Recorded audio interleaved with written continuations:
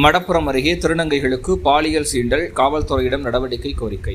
சிவகங்கை மாவட்டம் திருப்புவனம் அருகே மடப்புரம் பகுதியில் அஜித் என்ற இளைஞர் காவலர்களால் தாக்கப்பட்டு உயிரிழந்த சம்பவம் தமிழகத்தில் பரபரப்பை ஏற்படுத்தி வரும் நிலையில் அப்பகுதியில் மேலும் ஒரு சம்பவம் இடம்பெற்றுள்ளது. செல்லப்பனேந்தல் பகுதியைச் சேர்ந்த சாய் மற்றும் ஜெனி என்ற 2 திருநங்கைகள் மடப்புரத்தில் உள்ள மணமகிழ் மன்றம் அருகே சில இளைஞர்கள் அவர்களை வாளை காட்டி மிரட்டியதுடன் பாலியல் சீண்டலில் ஈடுபட்டதாக திருப்புவனம் காவல் நிலையத்தில் புகார் அளிக்கப்பட்டது.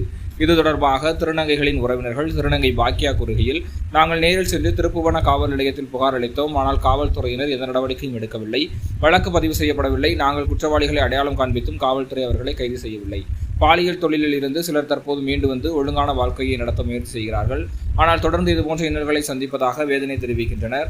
காவல்துறையினர் ஒவ்வொருத்தவங்களுக்கும் ஒவ்வொரு நீதி இருக்கா? அப்படி எங்களுக்கு நீதி இல்லையா? நாங்கள் என்ன இன்னைக்கு சாதாரண ஒரு காக்கா குருவி கூட ஒரு அமைப்பு இருக்குது. சரி, இப்போ என்ன ஒரு அமைப்பு இருக்குது, அலைக்கழிப்பு இருந்தால் இப்போ கால் வந்து சண்டை போட்டதுக்கப்புறம் சிஎஸ்ஆர் கொடுத்தாங்க, கொடுக்குன்னு சொன்னாங்க. இப்போ வந்தால் இப்போ 4 மணிக்கு வந்து வாங்கணுன்றாங்க.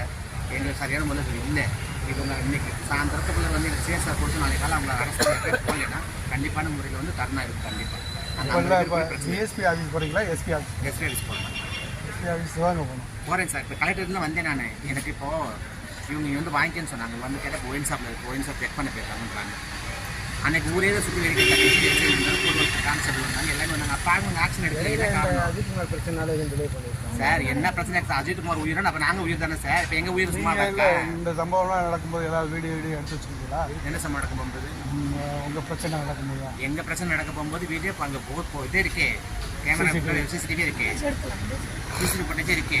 5 பேர் வந்து இவ்வளோ பெரிய கல்லு கொண்டு தாக்க வர்றது, இவ்வளோ பெரிய கட்டி கொண்டு வெட்ட வரல இருக்கு. என்ன பண்ணாங்க நாங்கள் சொல்கிறோமே, அங்கே 10 பேர் சாட்சி சொன்னாங்க.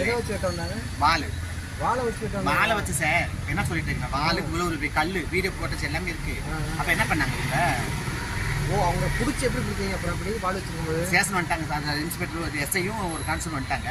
நான் சொல்கிறேன் என்ன பிரச்சனை சொல்லிட்டு இவங்க அடையாளப்படுத்துறாங்க. அடையாளப்பட்டு இது வரைக்கும் எந்த ஆக்ஷனுமே கிடையாது. விட்டுட்டு வந்துட்டாங்க. என்ன காரணம் சார்? இதே ஒரு மாதத்துக்கு முன்னுக்கு ஒரு பிரச்சனை வந்து நாங்கள் வர்றோம்.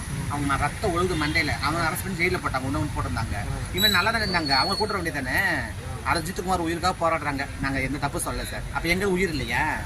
எங்கள் உயிருக்கு வேல்யூ இல்லையா? அப்போ எங்களுக்கு ஓட்டு உரிமை இல்லையா? நாங்கள் ஓட்டுப்பட்ட எம்எல்ஏ, எம்பி, மினிஸ்டர் யாரும் எங்கள் கேட்டு எங்களுக்கு உரிமை இல்லையா? எங்களுக்கு வாக்காளர் அட்டை, அடையாள அட்டை எல்லாம் சும்மாவா?